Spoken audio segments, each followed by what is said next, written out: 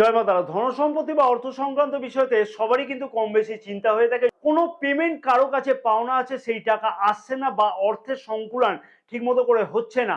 আগামী এই হোলিতে এই উপায়টি যদি করা যায় তাহলে অতি অবশ্যই সেই সুপ্রাপ্তি অতি অবশ্যই হতে লক্ষ্য করা যাবে এবং মা লক্ষ্মীর আশীর্বাদ কিন্তু অতি অবশ্যই পেতে লক্ষ্য করা সম্ভব হবে। হোলির দিনকে যে হোলিকা দহন হয়ে থাকে সেই হোলিকা দহনের জায়গাতে খানিকটা হলেও কিন্তু মাটি খুঁড়ে রাখা হয় এবং তার উপরেই কিন্তু কাঠ বা অন্যান্য জ্বালানি পদার্থ রাখা হয়ে থাকে। হোলিকা কিন্তু 2024 সালে 24শে মার্চ রাত্রি 10:30টার পরেতে হবে। এই খোঁড়া মাটিতে এক টুকরো লোহা, এক টুকরো পিতল এবং এক টুকরো বিশুদ্ধ রূপোর টুকরো রেখে আসতে হবে।